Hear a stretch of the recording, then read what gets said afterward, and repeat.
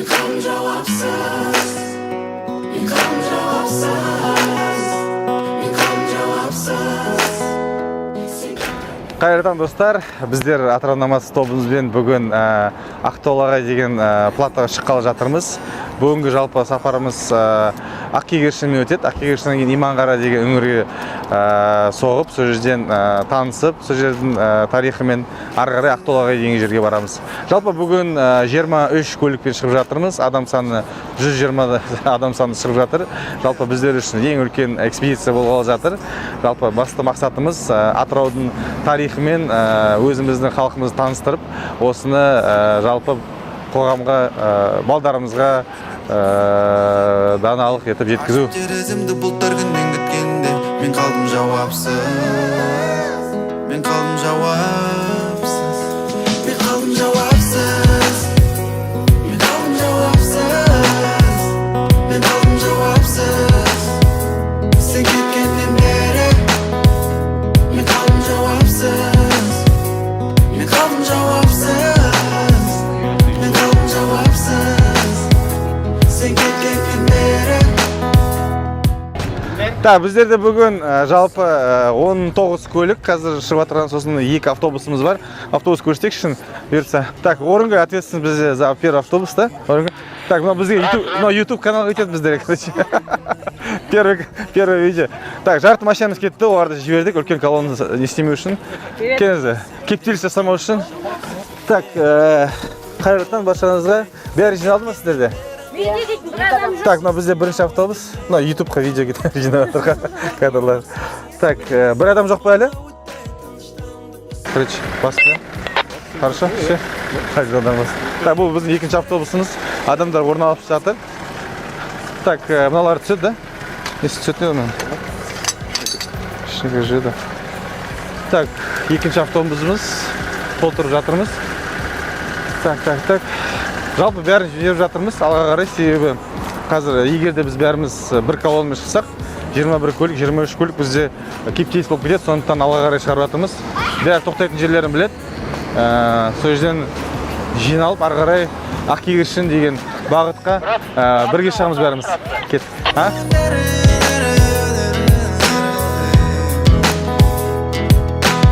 қалай шықсы? Классно. Не алыңыз? Кофе. Сейчас думаем, какой взять бы. Қайсыны алыңыз? Капучино, наверное, возьмем. Капучино ма? Капучино. Че там, абай? Ақтолаға кетіп батыр. Қайда? Ақтолаға. Это чей? Қалайсыз? Что өзіңіз? Короче, біздер Нефтек деген заправка келіп жатыр, Дастордағы. Жалпы осы заправка бұйыртса қалаға келеді. Бірақ Атырауда ең заправка мықтылардың бірі. Қазір Индер ауданына ашылды, қазір Дастордан ашылып жатыр. Бұл жақта барлық нәрсе алып жатыр. Кофеге дейін. В общем, короче, біздер бір минус заправканы мындайлармен келсем, мыналармен келсем, мында. Олар, короче, бәрін алып кеткісі келді. Өткі жағдай жасаған балдарға. Асып кетті ма уже? Қайтып келді. Там мұқыр деген сөзді естіп қалған ғой, адам поселок мұқыр ғой жақта. Сізге отыратын екі адам бар? Енді сондай моменттер болып тұрады. Біреулер асып кетеді, біреулер кері кетеді. Бәрін жинақтап, қайтып басын біріктіргенше кішкене уақыт кетеді. Ничего, үйренген заттар. 100 адам кетіп батқан жерде ондай болу енді нормально деп ойлаймын бар ғой. Жерге таласпаласың сырғалым, қияланша ертелес түнген тазы арманым кезі боп келсе. Бірінші автобус, атмосфера қалай? Көңілге қалай? Есім Майдын. Бүгін бірінші рет осы командамен алғашқы рет сапарға шығып баратырмын. Жалпы өзіңіз кәсіби әншісіз? Кәсіби емес, әуесқой деп айтайық. Бүгінгі жалпы кешіне қандай атмосфера күтесіз, сезімдер күтесіз? Әлі бір елестете алмай отырмын негізінде. Жақсы жалпы қазір баратқан жерге де негізі мен осы өлкенің тумасы болсам да бірінші рет баратырмын. Сол үшін көп қызықты нәрсе күтіп тұрмын негізінде. Сіңірдеп бір қазақтың жүрегін сырғалы.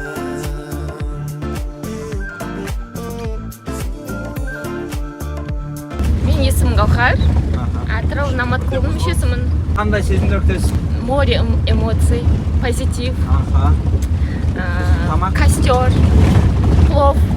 Плов? Я еще шурпа. Сол үшін келдім. Жаныңыздағы адамдармен таныстыңыз ба? Мен бұрыннан танимын көпшілігін. Кейбіреуімен қазір танысып жатырмын. Әншілермен таныстыңыз ба? Пока жоқ. Бәрі ұйықтап жатыр, потому что. Әнші мында өлең айтты ма? Әзірше жоқ, бірақ кешке олардан күшті концерт күтеміз. Олардан. Өздеріңіз өлең айттыңыздар ма? Әзірше жоқ. Организация вообще наша атты. Сәлеметсіз, қайырлы күн, қалайсыз? Керемет. Өзіңізді таныстырып өтсеңіз. Есімім Гаухар, блогерлікпен айналысам. Негізінен Алматы қаласынанмын. Атырау халқымен шыққаныма өте қуаныштымын. Бүгін бірінші рет Атырау халқымен осылай саяхатқа аттанып келе жатырмын. Сонда Алматыдан тыс Атырауға арнайы осы Ақтоғайға өңірлер шығу үшін келіп тұрсыз Алматыдан. Енді олай айтсам өтірік болып кетеді, бірақ та осы Атырауға келдім, және де мақсатым болды осындай бір саяхат жасасам екен, ішкі туризмге көбірек барсам екен деп, себебі шетелде көп болдым, Қазақстан ішін көп аралаған жоқпын. Атырау намысы ең бірінші саяхатыңыз ба? Иә.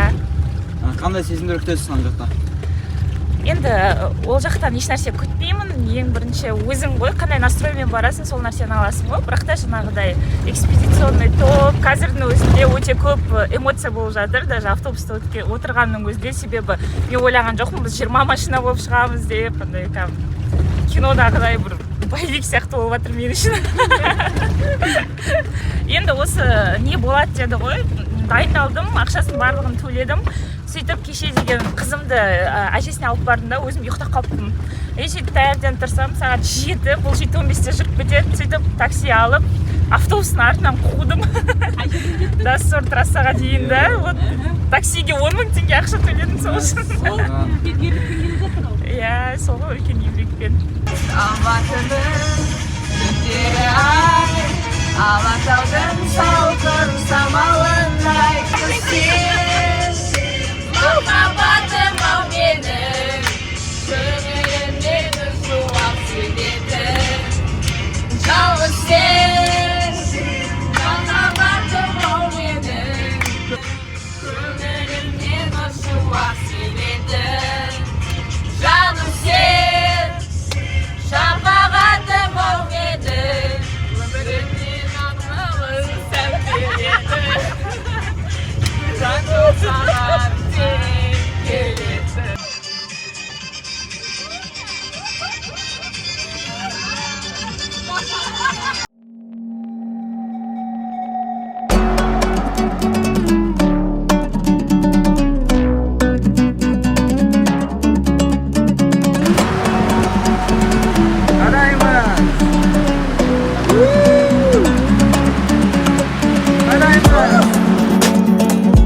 Кегершін деген жерге қош келдіңіздер. Енді бұның атауы Ақ Кегершін деп официально жазылған, ана шыға беріш жолда тақтайда жазылып тұр. Ақ Кегершін бауырлы тау дейді, яғни меловые горы дейді ғой, орысша айтқанда. Бұл білесіздер ғой, әртүрлі геология бойынша бөлінеді да, жартастар. Сондықтан бұл бауырлы таудың бір шеті. Яғни баяғы айтылған біздің сөзіміз бойынша мына жерде үлкен миллиондаған жыл бұрын мұхит болған, Тетис деп аталған.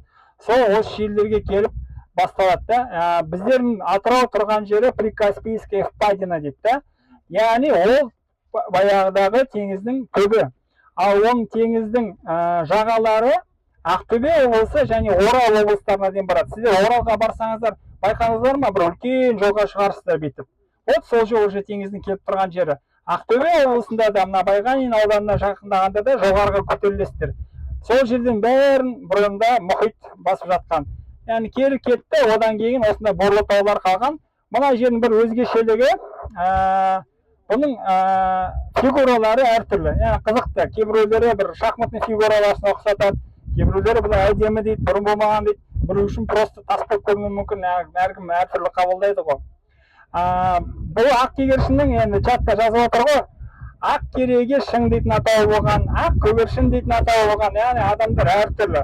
Бұл миф қой енді, біреу былай дейді, біреу былай дейді. Тағы да бізге жеткен информация 30-шы жылдарда осы жерде Досым дейтін кісі мал бағып қойшы болған екен. Досымның ағы деп аталып кеткен бұл таулар. Яғни ақ, еще досым тұрған осы жерде, Досымның ағы деп аталып кеткен. Официальный данныйларға қарағанда ақ көгершін деп тұр. Google Maps'та да солай жазып тұр. Осылай қабылдай беруге болады.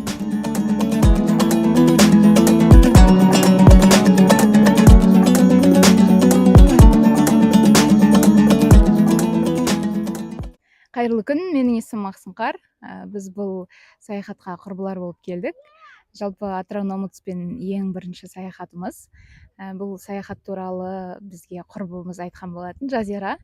Бәрін өзі ұйымдастырып, бізді көндіріп жүріп, өзі келе алмай қалды. Жазираға сәлем жолдаймыз. Бізге бәрі ұнап жатыр. Жалпы әлі алда көп бағдарламалар бар. Бүгіндікке ең керемет саяхаттардың бірі болады деп сенеміз.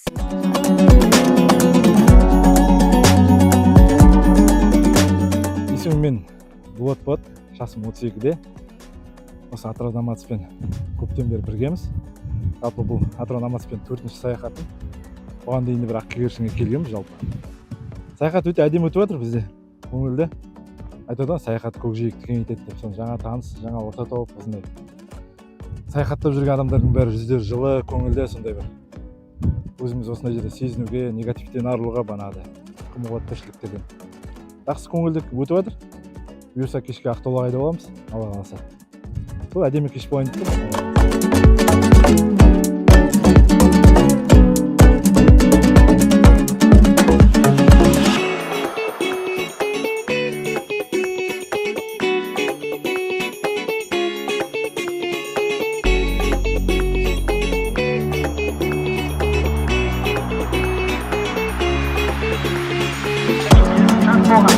Ondan sonra ancak da мұнайды түйелер әртүрлі жылдар, әртүрлі ғасырлар, әртүрлі культур.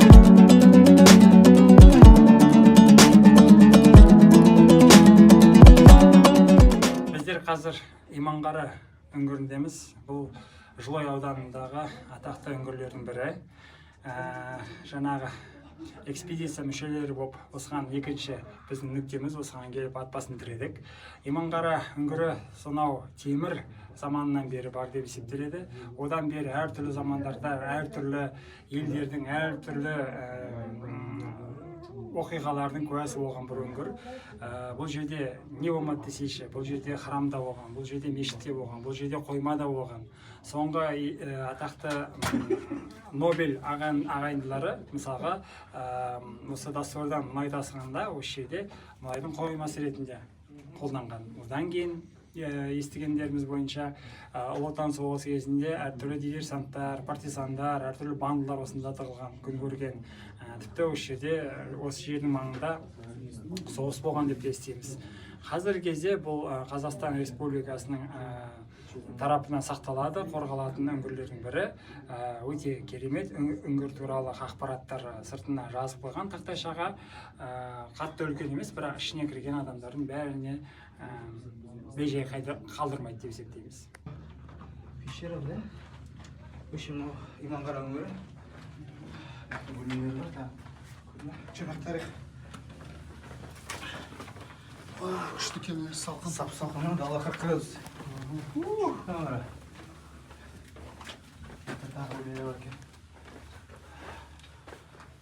Кезінде осыларда қойма қылып пайдаланған дейді негізі жер кездерде. Жалпы қола дәуірінен бергі атаған жер бұл, тарихи жер.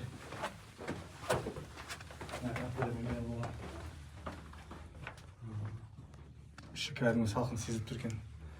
Ауасы дала 40 градус. Қонақтарыңыз келіп отыр екен. Қалайсыздар? Барлығыңызға сәлем. Бүгін Атырау-Номутспен бірге ақ көгершіннен кейін Иманғара үңгіріне келдік. Бұл жер осындай ауа райында өте ыңғайлы, өте суық жер екен. Бірінші рет келіп тұрмын. Үлкен рахмет, күшті эмоциялар болып жатыр.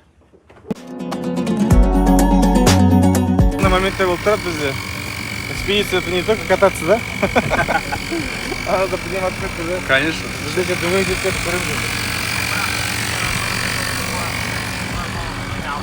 Не айтасыз? Shit happens. Ya, соны айтамын. Ничего, болып тұрады ондай. Моментті пайдаланып фото атсады. Ассаламу алейкум. Вот такой вот казус произошел на дороге. Две машины вышли из строя болды. Енді бұйырса Гүлденнің қасына отырғанымыз бәрі. 7 адамды Гүлденнің қасына отырғызамыз. Подождите, Гүлден. 7 сақалы бар мужикті сіздің қасыңызға отырғызамыз. Все живы, здоровы.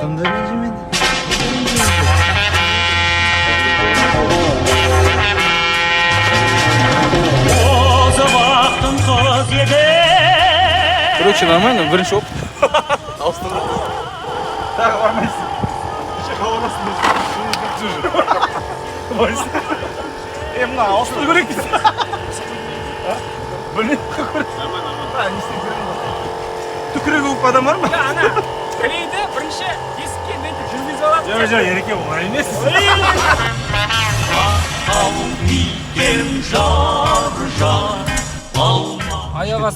Аяқ асты машинаның бұзылуына орай ауылға қайтуға мәжбүрленіп тұрып, енді Ақтоғайға саяхаты өте қызықты басталып еді. Өкінішке орай мен үшін осымен аяқталды.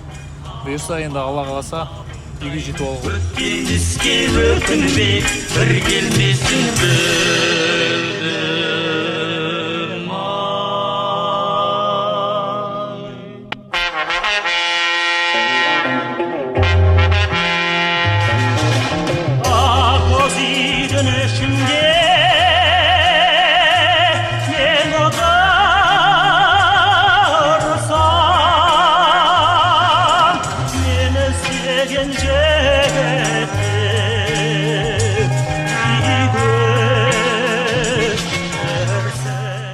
Жалпы біздер қазір бастадық.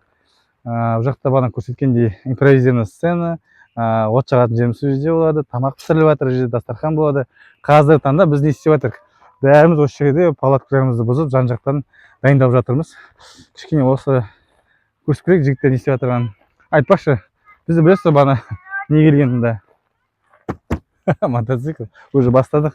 Так, кеттік. Давайте, короче, обойдем по нашей палатке. Посмотрим, қалай не болып отырған. Маркова, қалайсыздар? Хорошо, а мы уже обустроились. Да? Девки мажем. Кто здесь лежит уже? Кто это? Что за детский? Я думаю, ты кошечка собрался лежишь. Такая с виду маленькая палатка детская. Вы вдвоем здесь будете, да? Сидя спать, да, будете? Что пришли? Қонаққа шақырмайсың, да? Новоселье келмейсің бе бізде, айтпайсың ба? Ё-моё, мынау. Айдарбек, Шалаш қой мынау. жүр, Анекең новоселье жатыр. Иә. Қош келіпсіз. Не ғой? А? Мынау полуторка. Иван басып жерлеп жатыр. Ана ашып қойшы терезесін. Полуторка, мало сидит. Здесь один с сыном. Амир, қалайсыздар? Аутвенчер, у нас тоже аутвенчер. Кстати, палатка аутвенчер. Нам не оплатили, рекламу сайт қой, бірақ жақсы палатка, да. Дом 3? Айдарбекке под машиной он будет сегодня. Айдарбек дом 7 под машиной. Он договор с Анваром, у него под машиной будет жить сегодня. Так, дальше кем бар бізде? Ну как, надо было YouTube посмотреть. Чем больше палатка, тем больше вертика. А завтра весь прикол еще не поместится в чехол. Потом нахрен дом соберется. Короче, жігіттер, Айдос қалай? Ощущение қалай? Ты, она мысль говорит, мы же договаривались, что такого не будет. Я сказал же, бұйыртса. В общем, давай, жігіттер, қышқы болсын. Пока самая кайдзенская тема. Да. Определили солнце, поставили тень. Уже самое нормальное, пока лидирующий у нас. У Айдарбека банана под машину у него. Комарики под машину. Так, это что за детская палатка? Ну, кішкентай могилка сияқты кино. Ну, андай емес пе, денесінде кіргізіп.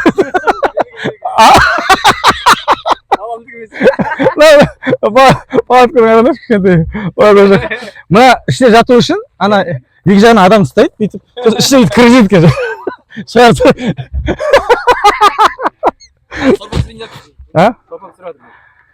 сен ана жақта сорпаны көрдіңдер ма пісіп тұрған ол жақта сорпа мен жақта шурпа пісіп жатыр бүгін біздің повар келді так мына жақта қыздар көп жақында болмайды білесіз а то бастайды көмектесіп жібересіздер ба анау мынау а мы не можем помочь жоқ ана білесіздер ғой сейчас же такое гендерное равенство же феминизм же правильно они же хотят быть свободными а мы им даем возможность такую правильно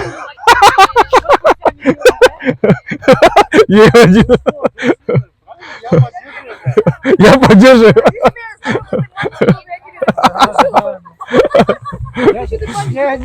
мы вначале просто обещали, что будет мощно, короче. Мы все сделаем. Қыздар, сейчас подожди, чайдыры вернется. Обзорда түсіріп алайық. Баке қалай? Я не спал, Я не спал. Сон для слабаков. Все, молодец. Сегодня гуляем, короче, до конца. Да. Я что-то потеряли только что тебе? А? Только что потеряли, говорю. А, нет. А, ну да. Я возвращался, короче.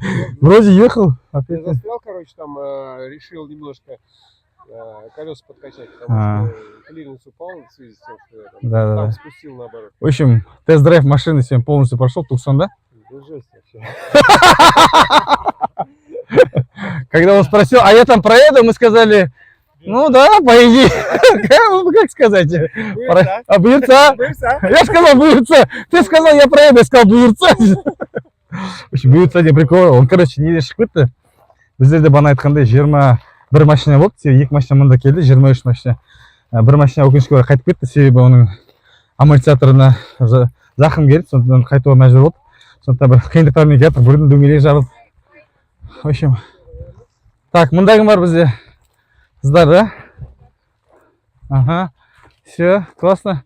Это что, палатка, что ли, такая? Блин, было все миниатюрный. Ана жерде бір кішкентай палатка жатыр тоже андай. Это он, ана. Жоқ, мынау сіздікі хоть высокий, ананікі вообще аласа екен мындай. Ана адамды алып жанына кіргізеді екен бүйтіп, ана ұйықтайды адамды. А?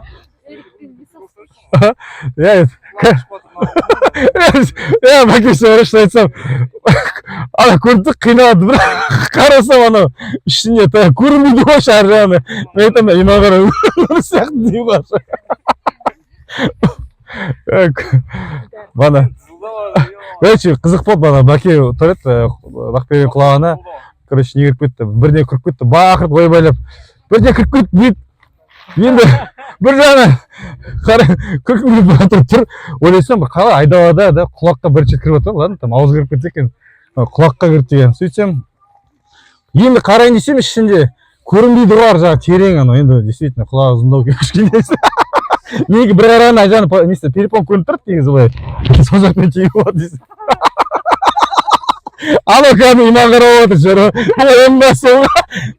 Ішінде 2 бөлмесі бар екен. Ана, короче, уже ана бала кіріп кеткен нәрсе ішіне жұмыртқалап отыр да, короче. Ақыры шықты, бірақ айтам, что-то жұмыртқасы баштады шығарып. Ертең аяқта тойлап жатпасын деп аяқта, короче. Дискотека.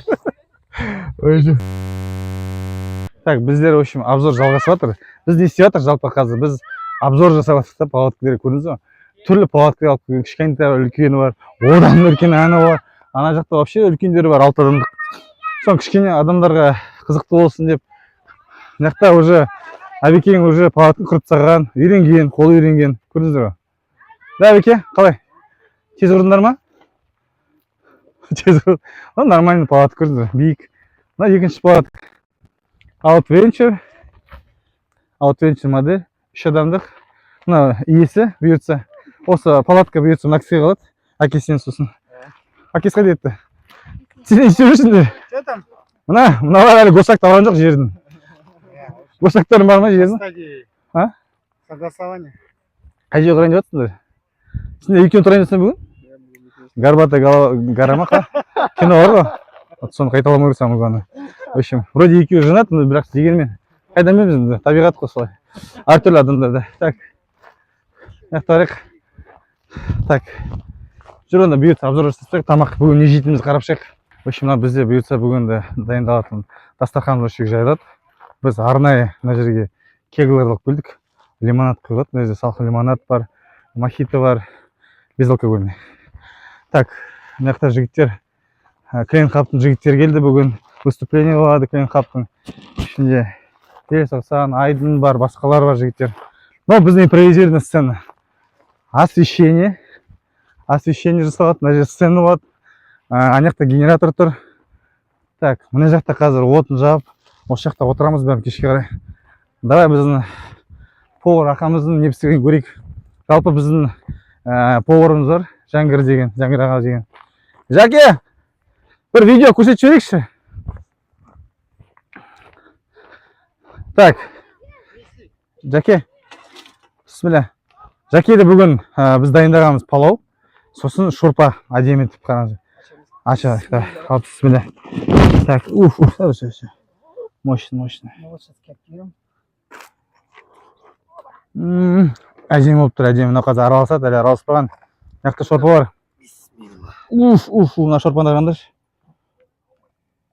Дейтін. Мына шорпаны ішсен де арманда, ішпесен де арманда ма, қалай дейді. Дерзкі болатын. Мощно. Аңғара, сүйек жермен кәдімгідей. Остай чуть без шорпа. Жаке, кстати, брендированный киім көрдіңіз ғой, Атырау намаз. Салам алейкум. Жаке, ақырын көрсетші. Машалла, мощно. Қалай жеңіл ма, күшті ма? Так, кеттік, қараңыздар.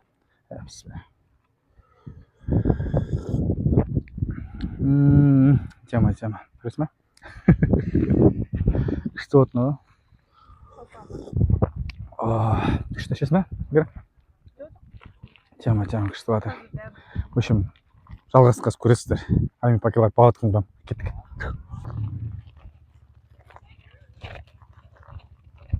Ассалаумағалейкум баршамызға. Енді есім Арман болады. Осы саяхатқа бірінші рет келіп жатырмыз.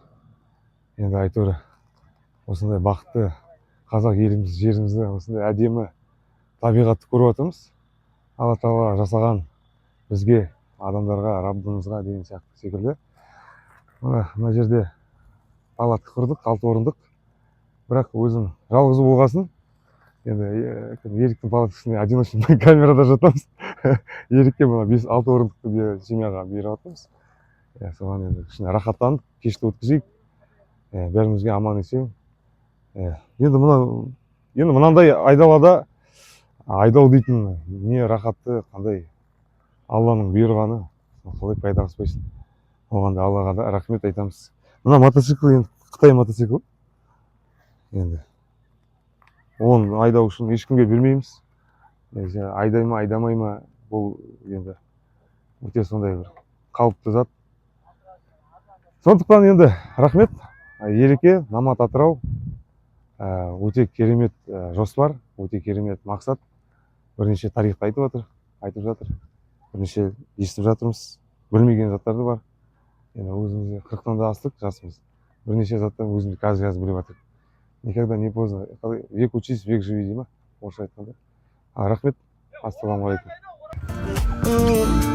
Сен ойлаумен артта суық қыс қалды. Сен ойлаумен жаз ұзақ түн қысқарды. Бақыт жайлы әнді бірге шырқасақ, қонақтатып қойып тауға құстарды сырғалы. Мохито, ажандағы лимонад. Саған гүлін. Каспий Голд QR бар ана жерде.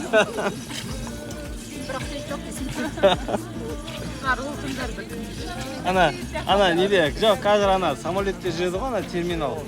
Сен қазір салып аламын, сіздің циркке шыққасын ақша тұрып. Қайырлы кеш достар, міне біздер Ақтаулағай шатқалына келдік. 120 адам болып саяхаттап, және бұл эко саяхат. Қарап отырсаңыздар, бұл да Маңғыстаудағы сияқты борлы таулар, және де бұл да теңіздің орны болған жері. Ақтаулағайдың айналасын аралап қарасаңыздар, көне акуланың тістерін және сол кезде өмір сүрген су асты жәндіктердің сүйектерін табуға болады.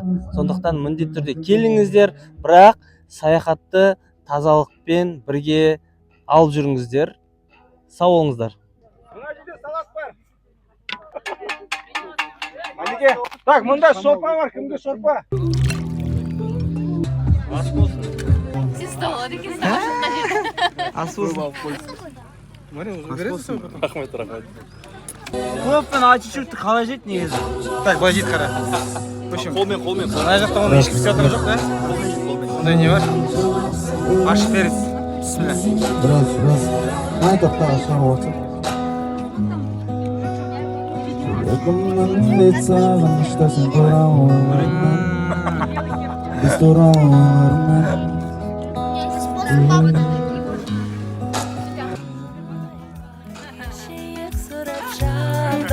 сырың бар мұңын қандай айта бер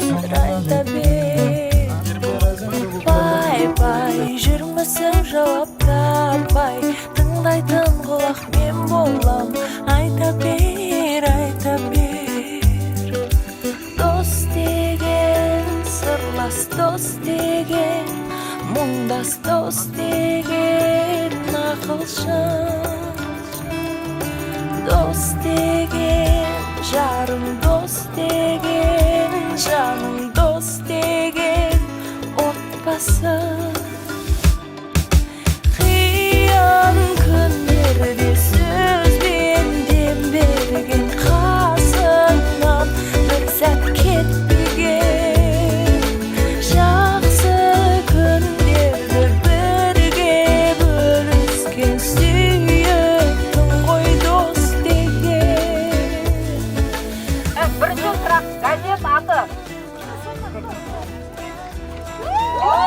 Сұрақ, үшінші сұрақ. Жүкті әйелдерде босанар алдында басталады.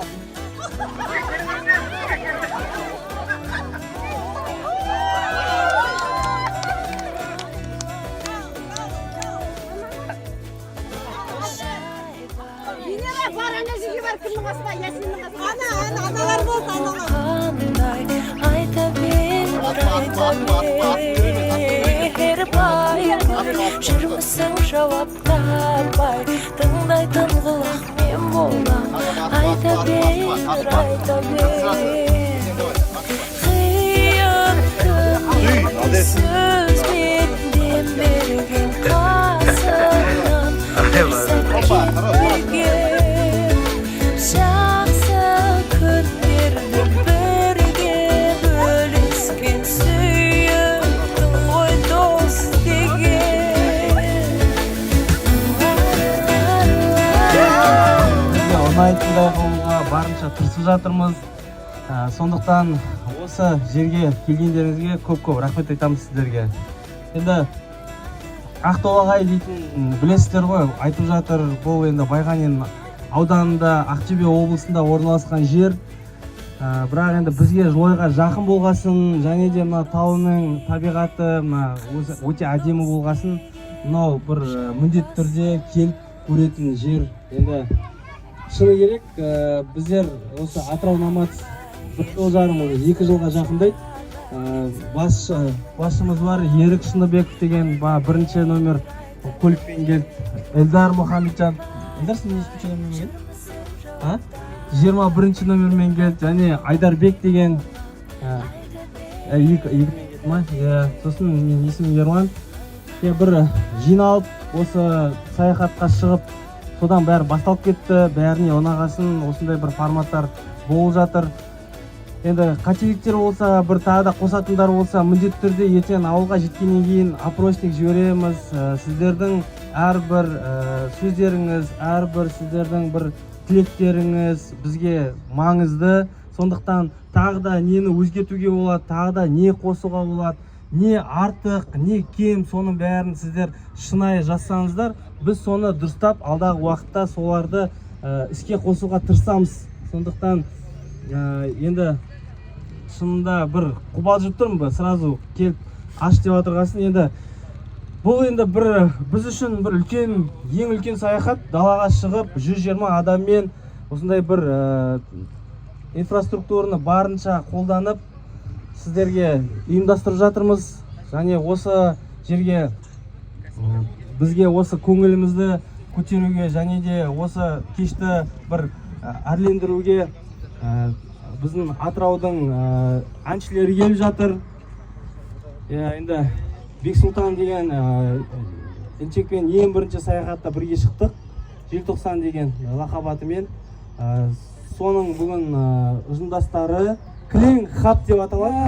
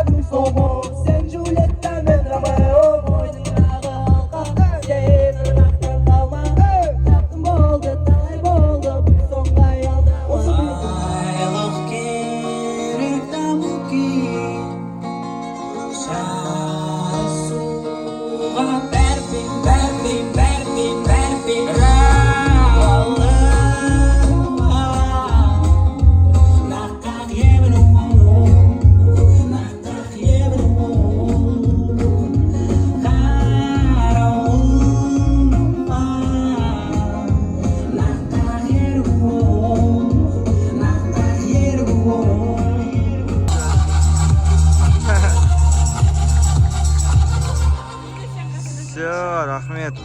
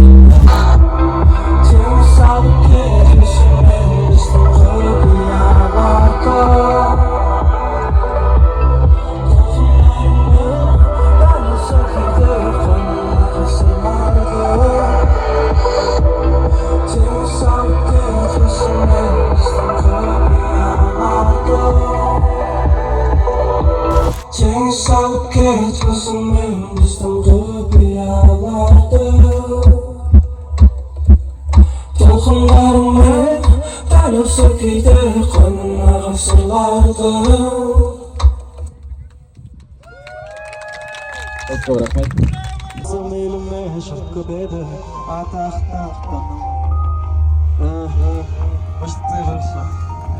Сәлемін шайығы толқынына кім салмады қайғы. Кім шертпеді саған келіп шаттығы. Кім жумады саған келіп айтты. Жұмыс істедік. Сол кезде әрдайым менің музыкамен айналысуыма, жалпы кез келген өтініштерімді қолдайтын еді. Көп рахмет білдіріп. Соны айтып өтейін деген. Жалпы жайық бір жетіскенде деген ән Мұхтар Шахановтың сөздеріне жазылған. Бұл Атырауға деген мынадай рахметім. Осындағы адамдарға қазіргіде мынадай қазіргі сапарымызда да жалпы бәріміз бір жолға шығып жолдас болып бір-бірімізге көмектесіп жатырық. Көп рахмет, соған көріп, өзім риза болып жатырмын, осы ағаларымызды көріп. Осыны ұйымдастырып жатқан барша адамдарға көп рахмет. Көбелектер айналып жүр мені, жарқыра шамдай. Көбелектер айналып жүр. Әйтеуір табат кінәлілерді, мен деп қалады кеуделер. Шалып туылмаған баланы үйде қаламын, бізді үйде қаламын. Мұңмен қарадым, тоған қаламын. Түрме қарамын, қолға алдым қаламын. Суретін салып, туылмаған баламын. Түрлі түсті кілемдер, экран, казино!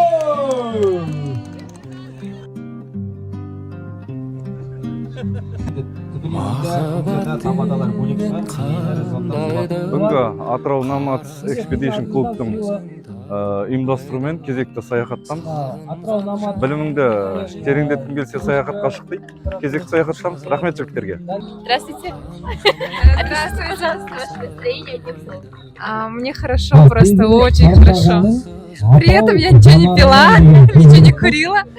Мне просто хорошо на природе, смотреть на людей, как все отдыхают, наслаждаться обстановкой. Классно. Спасибо большое. Так, вопрос у меня.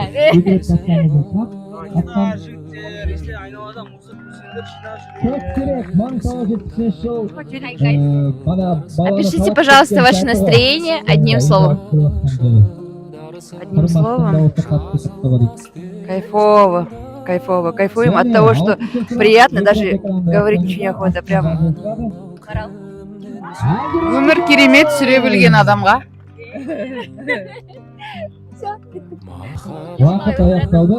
Өте қызықты, өте барлық жағы ұйымдастырылған, ұйымдастырушыларға көп рахмет.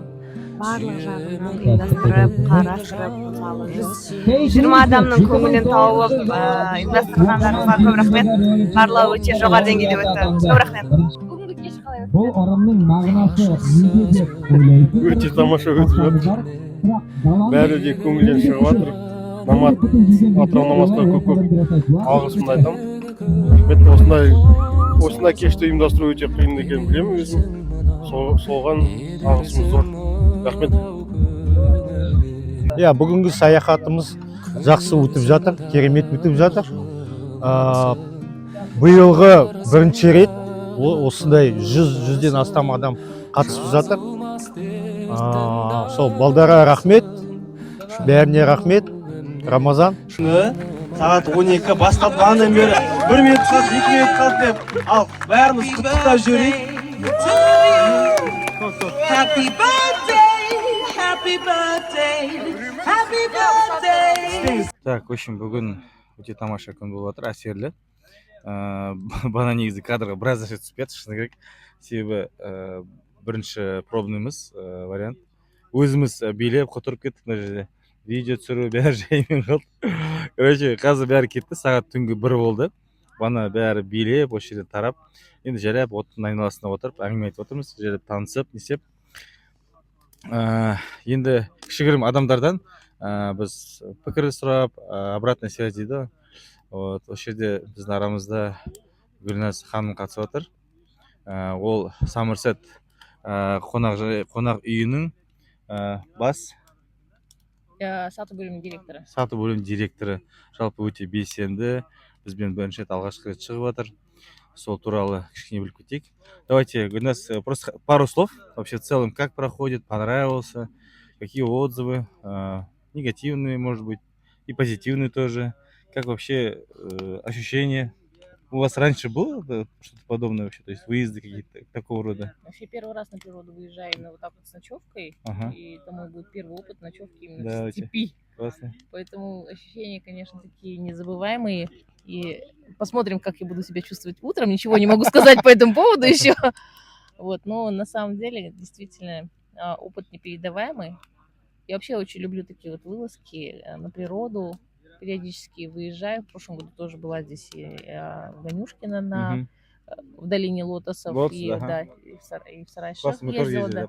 Всегда люблю природу того края, где я работаю. То есть это не просто там приехать, там получить там зарплату, да, кстати, что-то развить и так далее. Да, Гульназ, она не местная, она приехала со Астаны. Со Астаны. Она, поэтому для нее не то, что это только впервые, это плюс еще, как бы она узнает регион, да, в целом? Да. Я вообще люблю познавать регионы. Я сама как бы с туризма вышла и работала когда-то на госслужбе, возглавляла департамент международного туризма при министерстве, ну, потом агентство по туризму, спорту было и так далее. Ну, в общем, длинная история.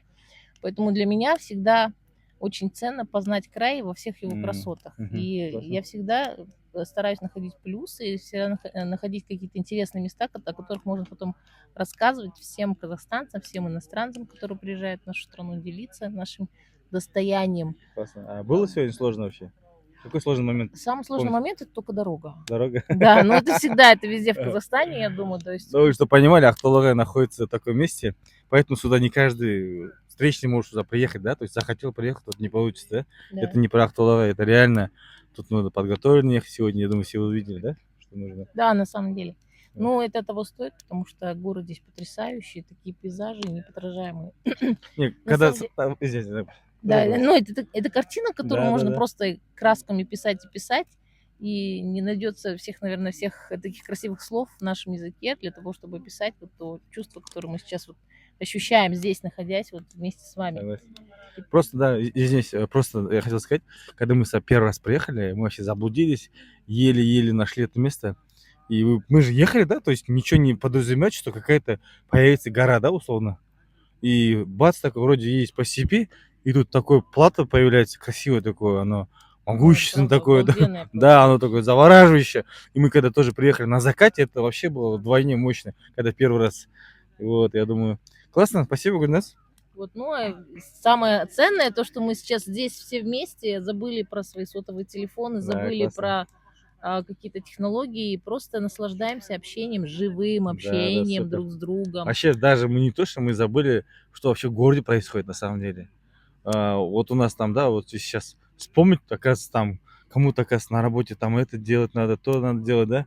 У кого-то там тендера, например, да, проблемы. Здесь не ловит сотовый телефон, здесь не ловит интернет. Мы все отключились, и это вот кайф на самом деле. Просто перегружаются мозги, и вот такой рефрешмент происходит, да, Шайд Ханда. На самом деле, Эльдар, спасибо большое, что организовали такой тур. Не, вам спасибо, что присоединились. Эльдар, Ерлан, Ерик, да, Айдарбек, вот, Айдарбек, да, вообще огромное вам просто спасибо от всего сердца за организацию такого тура.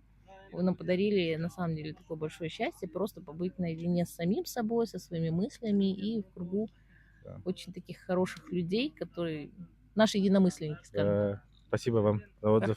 Еще раз благодарим нашу компанию Адль Транссервис, владельцем которой учредителем является Ерлан Туралиев. Реально, вот видите, освещение, все было то, что сделано, да, все это благодаря Ерлан, как он сейчас рассказывает. Он вообще, өзі тарихшы, кстати, тарихта жақсы біледі мекендерін. Сол, рахмет. Мы с Ерланом тоже через другие... Да, знаю. Получается, что каждого человека, который встречаю в утра, я его каким-то образом знаю. Это хорошо же, классно, то есть. Спасибо большое Рамазану, что освещает. Да, вообще, Рамазан это у нас, да, он у нас, да, біздің баламыз, он сейчас в Алмате, по идее. Живет в Алмате. Я его, когда он написал, я говорю, Рамазан қосыласың бізге, он сказал, мен Алматыда вам не смогу, короче. И вот получилось так, что поездка приехала Атырауға, келді и перенеслась. То есть его отец перенес на следующую неделю. И вот решили, посоветовались, такой легкий формат снять, если получится. Вот первый у нас будет этот заход на YouTube. Посмотрим, как этот получится. В общем, кто не пробует, так что этот... У тех ничего не получается. Это будет кайфно. Все, которые будут в следующих поездках участвовать, просто не раздумывая, езжайте, подписывайтесь, наблюдайте за тем, что мы сейчас переживаем. Да. В общем, короче... Просто хотели подарить вот эту толику часть счастья, наверное. На самом деле, да, нам тоже было нелегко, потому что мы главное хотели вот что сделать максимально, показать красоты наши местные, чтобы люди действительно увидели. Я думаю, многие были удивлены, наверное. Да, действительно, дорога была сложная, но... А мы не обещали, кстати, что она будет легкой. Поэтому еще раз спасибо. Дальше будем сейчас продолжать. Пока.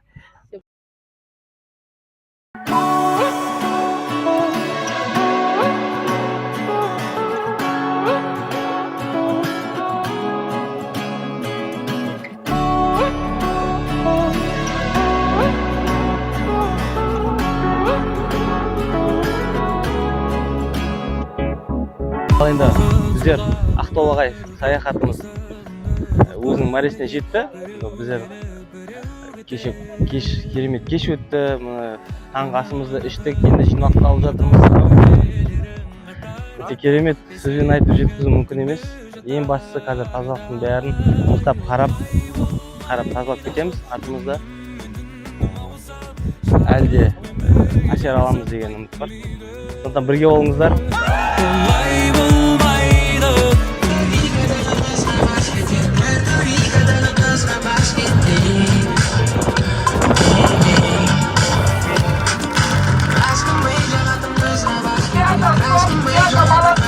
Давай, сейчас.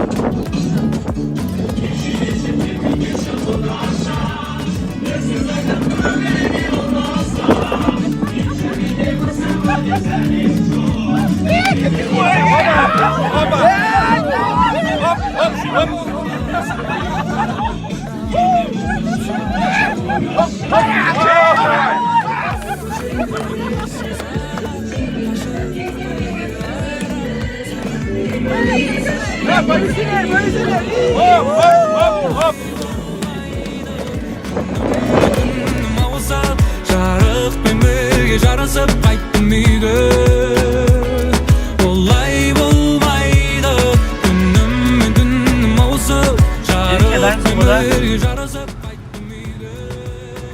Ал, давайте қазір 2-3 дегенде мегатетем ал.